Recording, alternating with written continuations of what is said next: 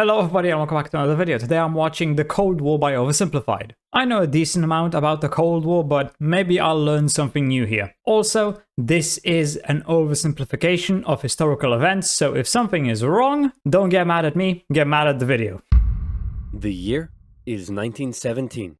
Fighting rages We're going on the back eastern front far, of then. the First World War. Both Germany and Russia are on the brink of collapse. Soldier, I need you to bring me this man. Got it. Found him, sir.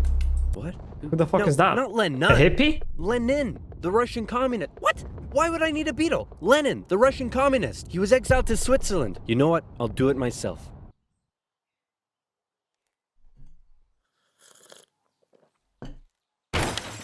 Who wants to start a revolution? He does.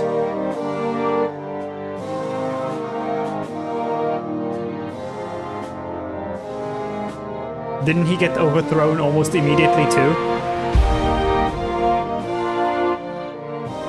The Germans put Lenin on a train and sent him all the way back to Russia, hoping he and his mates would create an internal crisis. And create an internal crisis they did. The government was overthrown, and Lenin was in charge. He immediately pulled out of the First World War, made the country communist, started a 3-year-long civil war, got shot, broke the economy, caused a famine, and then he died.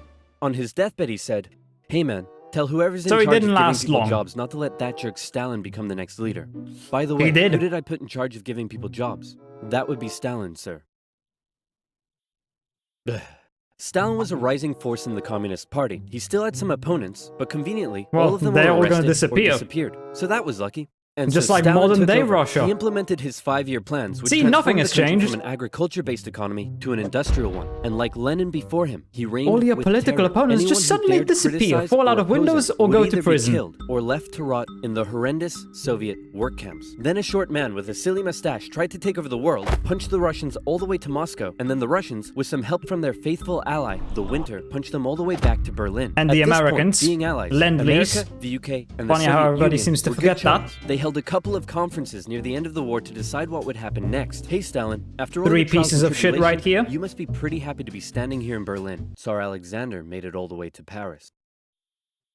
And now Russia can't even just make give it me to a second. Kiev. Hey man, They I keep think going something's up further with back. Stalin. I know, right? What should we do? Shall I tell him about the bomb? Yeah, tell him about the bomb. That will scare him. So, we got this crazy new big A-bomb that can destroy an entire city. He already knows about it because Yes, of the my Soviet told me spies. already. Oh wait, I meant to act surprised. Wow, that's amazing. He already knew. How? Am I sure I want to send nuclear secrets via unsecure public coffee shop Wi-Fi? Am I ever? Starducks. Dude, use a VPN. And speaking of VPNs, Of course. now where were we? Oh yeah. Does the A stand for atomic or ass? Then America dropped their big A-bomb on Japan, and World War II officially came to an end. Hooray, we They won! dropped 2 suns so now because it's time one to wasn't establish enough. a new world order. I think Stalin, they had you're in more charge of ready Eastern to Europe. drop Now, too. we want you to let them all hold elections. Oh yes, of course, elections. There were And no these elections. will be free and fair, right? Oh They yes, were not. certainly, free and fair. Definitely free and fair. Communist, communist, communist, communist, communist, communist. If that's not And people wonder why Russia's neighbors all hate Russia. It's funny how for some people that's such a hard concept to grasp. When a country invades you and occupies you forcefully, and then once that occupation is over, you decide to join the other side, aka NATO, people are like, why are they doing that? free and fair, I don't know what is. Throughout Eastern Europe, Soviet puppet governments were established as a buffer zone between the USSR and the West, with Churchill proclaiming an Iron Curtain had descended across the continent. The relationship between the old allies was deteriorating fast. Over the next few years, the British intervened. Well, let's be honest here. The only reason the Americans and the Russians and the British were even allies was because of the Nazis. After the Nazis were gone, they could fight each other again. The only reason they were allies was because they had a common enemy. Once that guy was gone, alliance over. In the Greek Civil War to prevent a communist takeover. In Turkey, the Russians began demanding more control of Turkey's sea access routes, which prompted the US to send their largest battleship to Turkey for a friendly visit. After World War II, Iran was now occupied by both the Soviets and the British, with an agreement to both pull out once the war was over. The Soviets didn't. British pulled out. Stalin was like, you know what? I think I might stick around. All in favor of kicking Russia out of Iran? Everybody. You want to know something? You guys suck. Pressure from the UN forced the Soviets to leave, and with the establishment of NATO, the Soviets had no doubt that the West was out to encircle and destroy them. And America announced the Truman Doctrine, in which they basically said, Those guys are not cool, cannot be trusted, and we will do everything we Agreed. can to prevent the spread of communism around the world. Many view this moment as the official declaration of the Cold War. Back in Europe, everyone was living in a post-apocalyptic void brought on by the Second World War. Cities reduced to rubble, not enough food. It was terrible. This is great. The more they suffered, the more likely it is they'll turn to communism. Dude, you're really messed up. What's wrong with you? My You're father gonna used to disappear, punish me buddy. severely. America realized You're gonna disappear for questioning Stalin. You're gonna be removed from all photos you're in, as if you never existed. what was going on and quickly made a move. Under the Marshall Plan, they sent $12 billion to Western Europe for its economic recovery. The countries of Stalin's Eastern Bloc And this looked is on why with Eastern envy. Europe Hey, is poor Czechoslovakia, you compared wanna to come get Western some Europe. economic aid? Yeah, but I have to check with my mom first. Because we had to suffer under communism. Sorry, America. I can't come. This was a full-on economic battle raging between capitalism and communism in Europe. If the Western nations developed faster and better than the East, that would be a defeat Which they for did. Stalin. So he set up his own rival economic recovery plan, which he called Comecon, and he also set up Cominform, which gave him more political control over the Eastern Bloc. But nowhere did this economic battle rage harder than in the city of Berlin. Caught over 100 miles behind Soviet lines, the city had been divided up between the Allies, and the western segments were still under Western control. East Berliners could travel freely to West Berlin, see the economic prosperity, and think, maybe this communism thing ain't so great after all. I'm gonna have fun tonight. You're home late. Oh, Stalin. I was just out with my friends. Friends? You stink of capitalism! You're out engaging in imperialist debauchery again! I swear, Ivan, I can't keep doing this. Stalin wanted the West out, so he said, hey, guess what? I'm blockading all of your supply routes to West Berlin. What are you gonna And do that was a about it?" complete failure. I suppose we'll just fly the supplies in.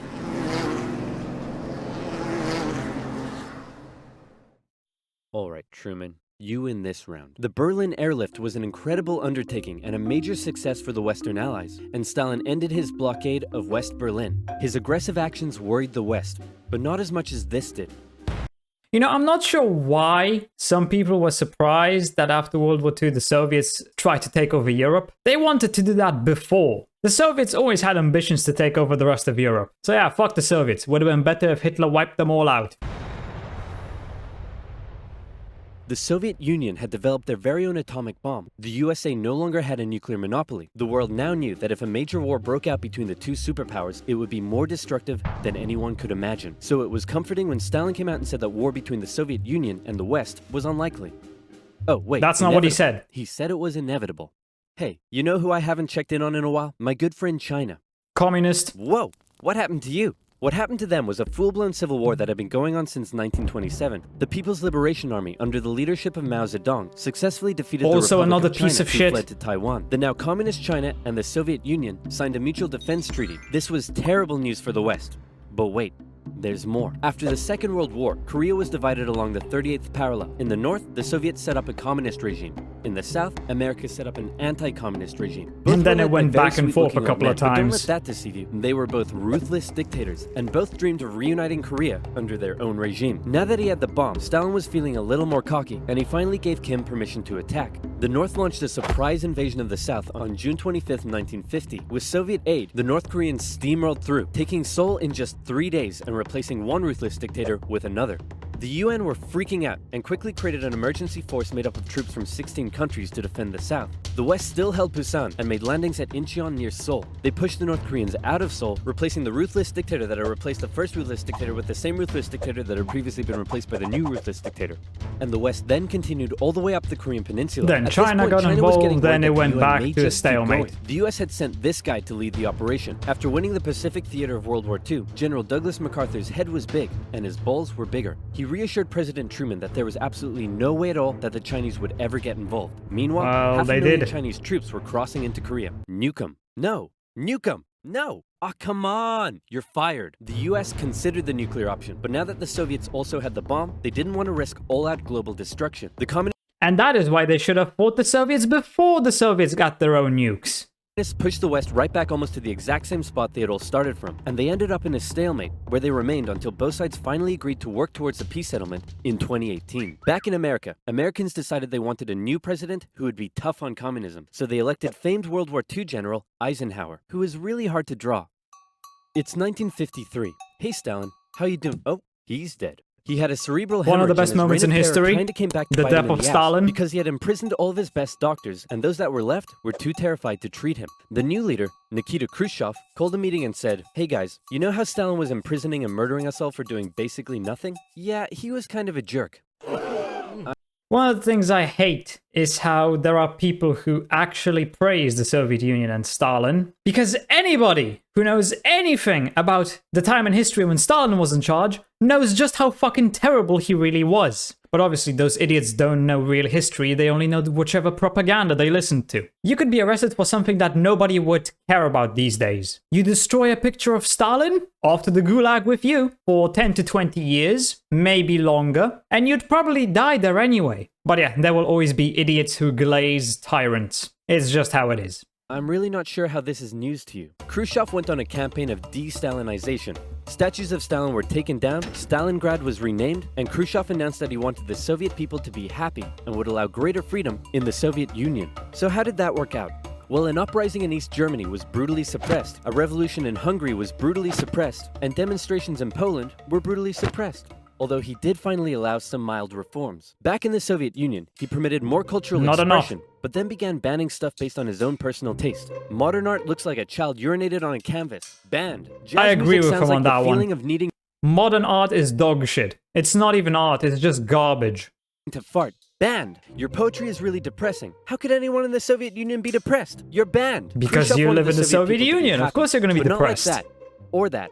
Or that. Unless you're Young an people oligarch began who's enjoying rich as abhorrent fuck. Western pop culture. Son, remove that disgusting imperialist apparel at once. Shut up, Dad. You can't tell me what to do. Well, would you look at that? Turns out he can tell me what to do. The West had initially liked the cut of Khrushchev's jib, but world events soon soured relations even more. The two sides were spying on each other a whole lot throughout the Cold War. The KGB had spies and informants in nearly every aspect of Western life and government, so much so that whenever the US tried to send spies into the Soviet Union, the KGB were usually ready to arrest them on the spot. Members of the Manhattan Project aided the Soviet Union in acquiring the bomb. Some American officials believed they were on the wrong side. I'll sell you 3 secrets for $5 million. Okay. Go ahead. The Allies are digging a tunnel under East Berlin to tap your communications. There's an American agent living at this address in Moscow, and sometimes, when I'm home alone, I like to put on my wife's dresses, sit in the corner, and cry for hours. Very interesting. In America, fear took hold during the Red Scare and the McCarthy. Those Americans who decided to give information to the Soviet Union should have been executed. If they were ever caught by the Americans, should have been immediate execution on the spot. McCarthy trials. American values imploded as fear of communism collided with freedom of thought and expression, and communist kind of became a buzzword thrown around to describe anything people didn't like. Hollywood? Communist. Your next door neighbor's dog? I don't like Hollywood Communist. either. When the grocery store cashier asks if you need a bag when you clearly can't carry 10 tubs of baconaise in your hands, communist. But one area in particular where the US had an edge over the Soviet Union was in its espionage technology. In particular, U-2 spy planes flew across Russia carrying out surveillance. Didn't one of from them the crash? sky. There was a nasty incident in 1960 though, when one was shot down and Khrushchev was furious. Who the hell is this? He's a high-altitude weather enthusiast who flew off course. Okay, that sounds plausible. Wait a minute. Why does he have a gun and a poison needle? Because he's a very naughty high-altitude weather enthusiast. But much to America's concern, the Soviet Union appeared to be ahead in the space race. Everyone freaked out when Russia launched the world's first satellite, and then they actually sent a man into space. Even worse, there also appeared to be a missile gap in the Soviets' favor, and Khrushchev was so confident that he even allowed the US to set up a technology exhibit in Moscow, attended by a certain Vice President Richard. At the end of the day, none of that mattered because the Soviets are gone, they lost, and the US won. Nixon. Check this out. Doesn't matter if you win the battle, if you lose the but war. We've been to space and can obliterate you with our massive nuclear arsenal. Check out this vegetable peeler. Tensions increased further when both sides upgraded their atomic bombs to hydrogen bombs. And after West Germany was allowed to join NATO in 1955, Khrushchev set up the Defensive Warsaw Pact, strengthening the military ties between the Soviet.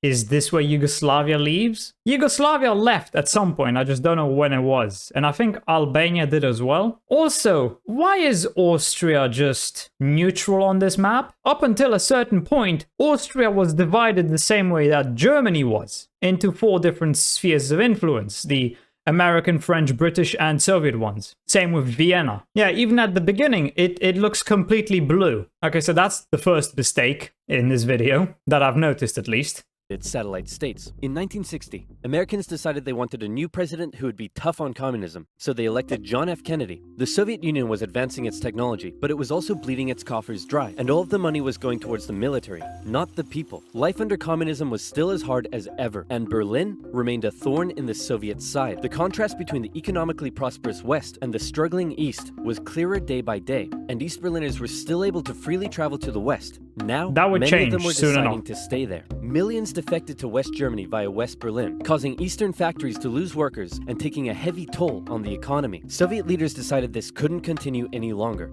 First, Khrushchev tried this: leave West Berlin, or else. Or else what? Or else As if that would I'll be ever really mad work. at you. Yeah, no, we're gonna stay. Listen, man, West Berlin is ours, East Berlin is yours. That's just how it is. Kennedy felt pretty Shouldn't good have said about a that. show of American resolve. But wait a second, did you catch that? I'm curious what their plans were with Germany, because obviously after World War II it was divided, but what were they planning to do? I mean, obviously, eventually something would have to be done. You couldn't just keep the Germans divided forever. I wonder if they even had any plans. Let's replay it. East Berlin is yours. Uh-oh, Kennedy just told Khrushchev that the USA wouldn't interfere in what the Soviets did with their section of Berlin, so Khrushchev came up with a new idea. We're gonna build a wall, and it's gonna be a big, beautiful wall, and it's gonna keep out all the Mexicans. No, sir, that's wrong. It's gonna keep in these Berliners. Oh, sorry, it's gonna keep in all the Mexicans.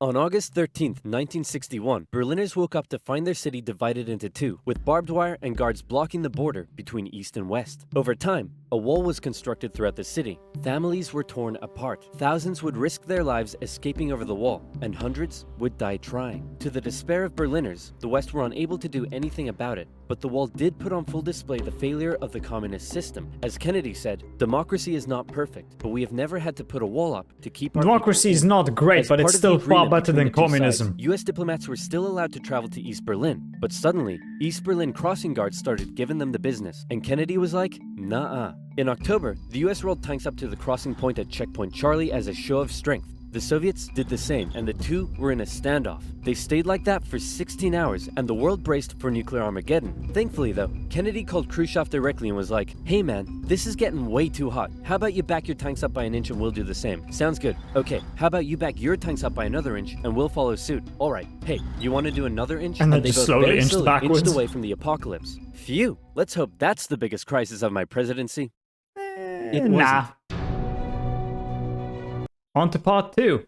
For anyone who thinks recent US history has never been as crazy as it is right now, allow me to present to you the 1960s, extreme cultural division, major political assassinations, and the closest the world has ever come to nuclear apocalypse. Shocked by the CIA's intrusive methods for putting down socialism in Latin America, a certain Fidel Castro met with a certain Che Guevara in a bar in Mexico City, and the two of them decided they should grow some awesome beards and overthrow the Cuban government, which is exactly what they did. Cuba had been America's summer playground, and America didn't like seeing a communist regime being set up in its own backyard. So the US immediately began not training good. up Cuban exiles to invade Cuba and overthrow Castro. However, as the day of the operation came closer, Kennedy wanted to conceal any US involvement in the plan, so he massively scaled back American air That was support, stupid. and as a result, the Bay of Pigs invasion was a humiliating defeat for America.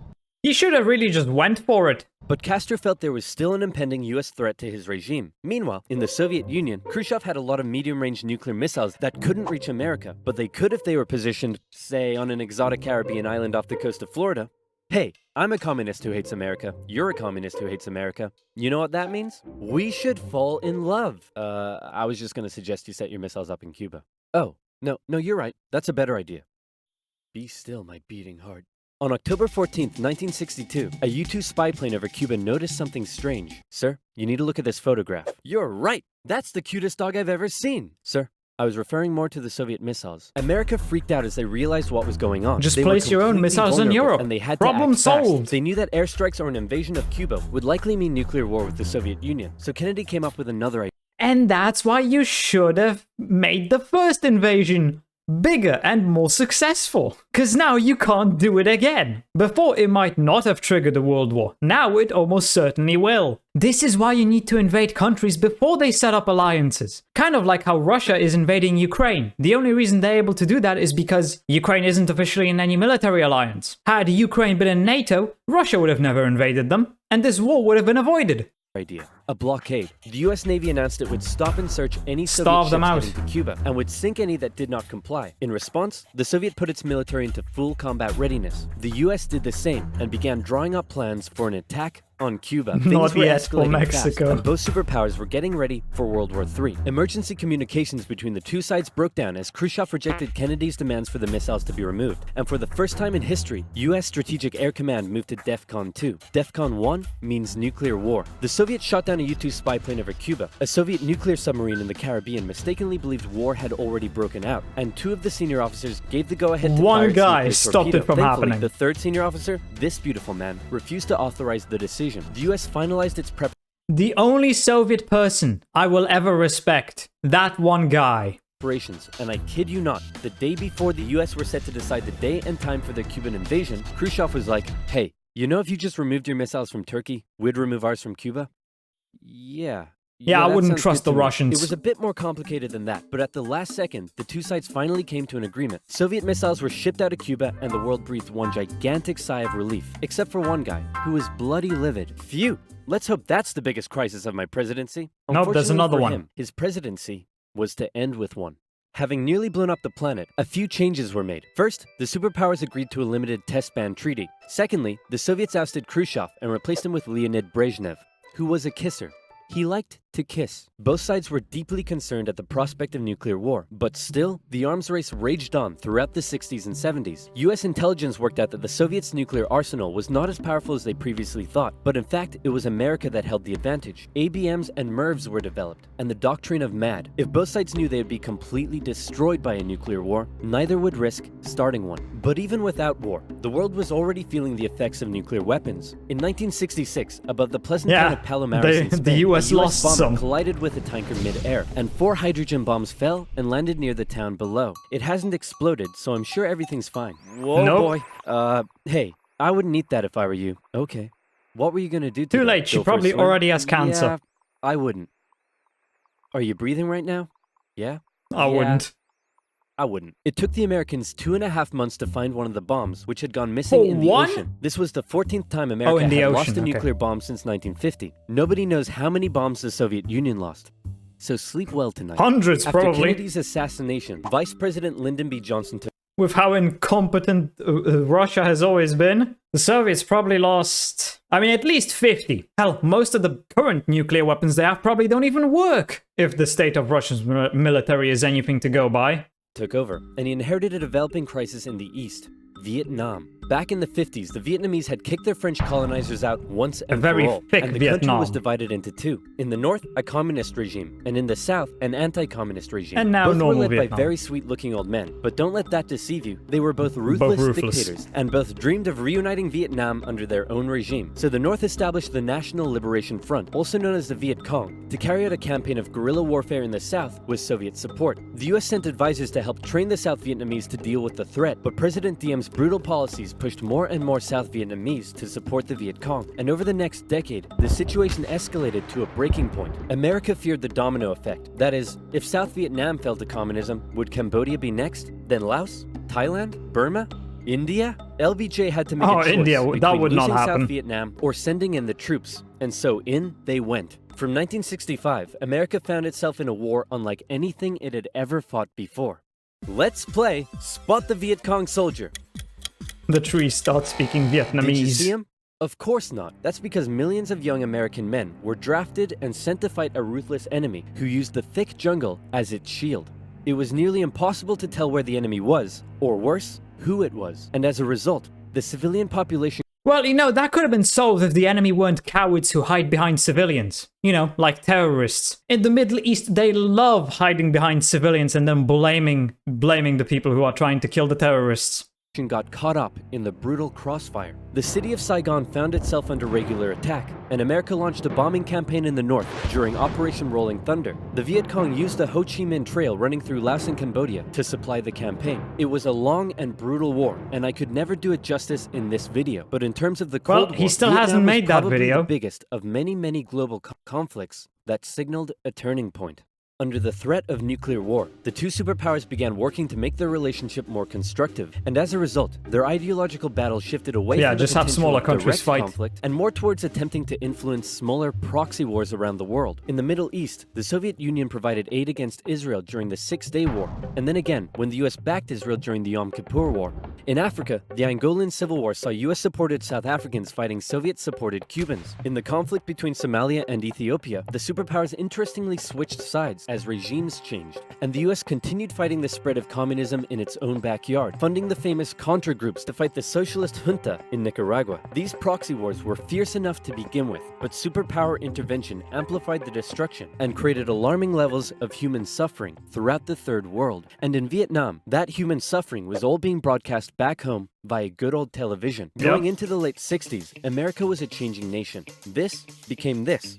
This became Unfortunately. this. And this became this. The new slogan that was taking root: make love, not war. The majority of Americans did not approve of Johnson's handling of the Vietnam War, and in 1968, a silent majority elected law and order candidate Richard Nixon. As the Vietnam War appeared to be increasingly unwinnable, and public opinion turning increasingly sour, Nixon made the decision to begin bringing the troops home, and ended US involvement in Vietnam by 1973. 2 years later, the South... Yeah, that's one thing I don't understand about the Vietnam War, how people say the US lost it. They didn't lose. They left because of how unpopular it was. Can you really call that a loss? I mean, I guess it depends on what you consider a victory. Did Vietnam fall to communism? Yes. So technically it's a loss. But at the same time, they didn't really lose any battles. And they also killed far more of the enemy than they suffered losses. So it really depends on what you consider a victory. Some would say this is a loss for the US, some would say it's not.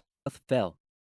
The Cold War was now taking its toll on both superpowers. In Russia, a huge percentage of the budget was still going to the military. People were still hungry, and they just didn't have access. Something we also have to consider is the fact of how Russia works. The money that was going to the military, a good portion of it was being stolen by the oligarchs. That's just how Russia works. That's how it always was, and that's how it still is today. Due to the war in Ukraine, we've seen plenty of instances of corruption in Russia and money being stolen. And obviously, Russia, Soviet Union, pretty much the same thing. Nothing has really changed other than the name of the country and the amount of territory it has.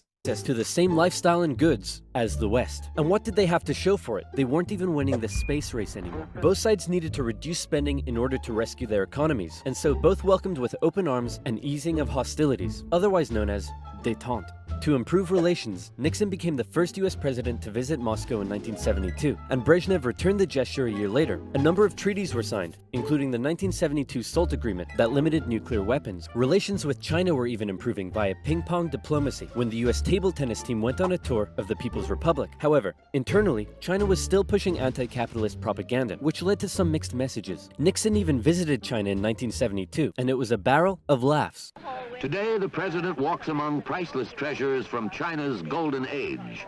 Among them, a pair of ear stoppers used by the emperor to keep from hearing criticism. You put the stopper into his ears so that he couldn't hear the criticism.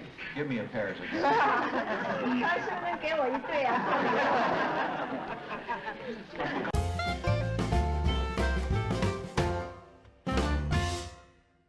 Everything was going great for Nixon, until it was uncovered that back home he was being a very naughty boy and violating constitutional protocol. I'm announcing today my resignation as president, and I'm passing the office to my vice president, Gerald Ford. Wow, you mean in America the people can actually remove their leader when he breaks the law? Why not just rule by force? Where's the corruption? And my first act as president is to pardon Nixon. There it is. There it is. After the whole fiasco, Americans decided what they Still really better than wanted was just a communism. nice, safe guy who wouldn't cheat on them. So they elected Jimmy Carter, and the two sides met in Vienna, where they signed yet another strategic arms limitation treaty. It's an honor, Premier Brezhnev. Likewise, President Carter. Please don't do that. But that's not to say there was no longer any tension between the two sides, because there was. Heaps of it. Once again, the Soviet Union put down further attempts at reform and rebellion in the Eastern Bloc. The Euro missile crisis Not much longer, saw new though. and improved classes of intermediate Less than range a decade missiles and being they're deployed finally in gonna Europe. be In free. 1979, the Soviets thought it would be a good idea if they had their own Vietnam and invaded And it was a Afghanistan total to prevent failure. a US-sponsored Islamic insurgency. And in response to these various crises, Olympic Games were boycotted. Conservatives were concerned that US policy had become too soft, and in 1980, they decided they wanted a president who would be tough on communism, so they elected Ronald Reagan. And Reagan came in guns blazing. Concerned at the Soviet Union's human rights violations, he made a speech calling them an evil empire. And he also wanted to renew the arms race using technological advances in computing and Well, he lasers. certainly has came a up with the spine. Space Defense Initiative, also known as Star Wars, which was basically a big defensive anti-nuke shield around the country. But a lot of people thought it was a pretty dumb idea. The Soviet Union perceived this shift in rhetoric as the USA getting ready for war, and they were feeling especially threatened as their relationship with their communist ally China had broken down. Relations took a big hit in 1983 when the Soviets shot down a Korean airliner that had strayed into their airspace, and it looked like the world was going right back to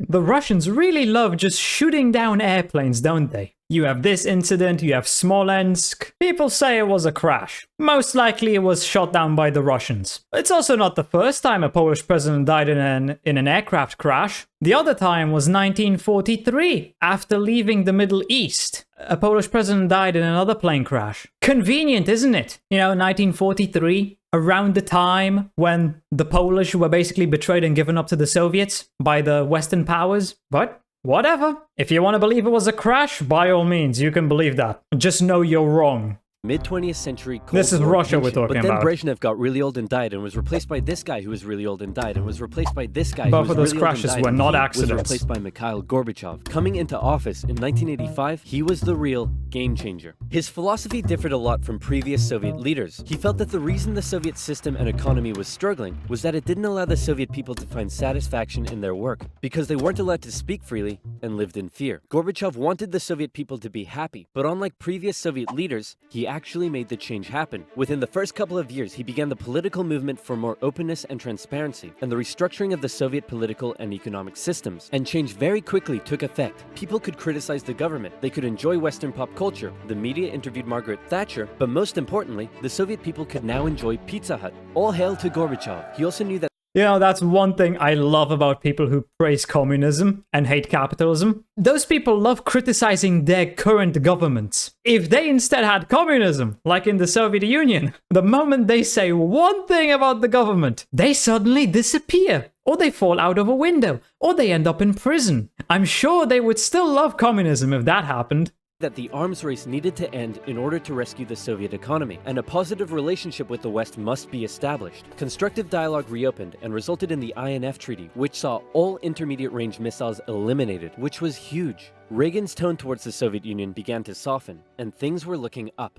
But what would these reforms mean for the Eastern Bloc? For decades, the Soviets had been brutally suppressing any attempt at change. Now, would they be allowed? And that was the exact question on Hungary's lips when the Prime Minister visited Moscow. Gorbachev's response, he didn't necessarily agree with the reforms, but he wouldn't stop them either. He was prepared to let the Eastern Bloc choose its own future. This was massive, and the Hungarian leaders began planning free, multi-party elections. Finally, Poland free followed from suit Soviet and also held oppression. elections in June. The anti-Soviet party, Solidarity, won 99 out of 100 seats in the Senate. But not just that. In What a Hungary, the surprise. barbed wire border between East and West was removed. The Iron Curtain was unraveling. But not all Eastern Bloc leaders were happy. Notably, East Germany was still ruled by a hardline Stalinist, Erich Honecker, and many East Germans were still Kill eager him. to get out. Simple They as had that. been trapped by the Berlin Wall, but now they were doing the math. He should have If been they could travel executed. to Hungary, and Hungary's border with the West was loosening, could they now make it to the West? That summer, East Germans decided Hungary was the latest top holiday destination. They traveled there in droves, and using various methods, tens of thousands crossed the border into Austria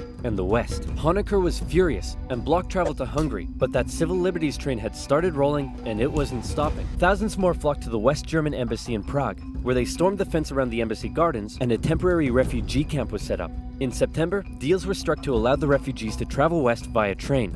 Back in East Germany, the people were running on a civil liberties high, and they wanted their next hit. Dissent was growing. Over time, demonstrations turned to mass protest, with plainclothes secret police officers doing their best to put down the dissent, but it had grown well out of their control. And worse, the biggest demonstration was yet to come. We're gonna put all of this down by force. Right, guys?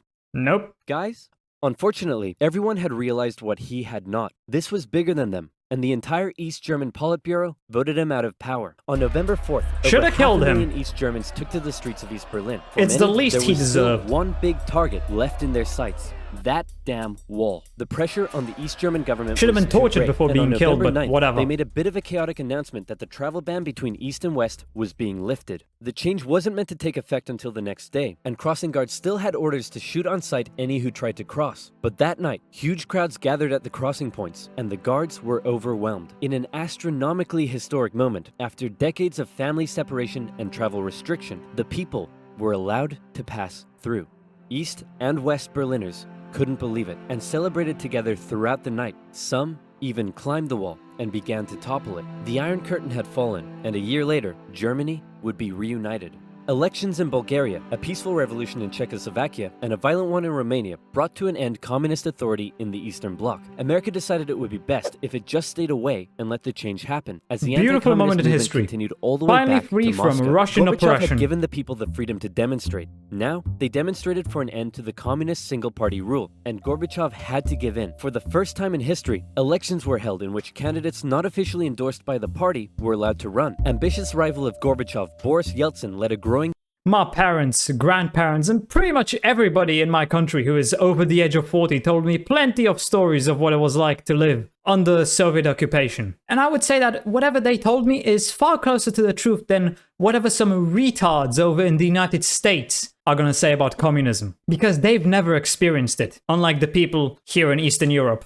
democratic movement. Now things here get quite confusing, and the dissolution of the Soviet Union is a complicated topic, so believe me, this is oversimplified, but it went a little bit like this. The Soviet Union was made up of a number of smaller Soviet republics. Kazakhstan was the only country in the Soviet Union for a certain amount of time. Russia, and began a struggle for sovereignty against Gorbachev and the Greater Soviet Union. Communist hardliners were horrified at what Gorbachev was allowing, so they briefly kidnapped him and tried to set up their own emergency government. But Yeltsin and his supporters all gathered around the White House in Moscow and were like, no, we have a tank. So the hardliners had to concede and released Gorbachev. Wow, thanks Boris. That was a close one. No problem. And thanks to you for all the great freedom you've given us. Anytime, pal. And just to inform you, I've used that freedom you've given us to go behind your back and make a deal with Ukraine and Belarus to dissolve the Soviet Union and set up the Russian Federation. In other words, you're no longer in charge. I am.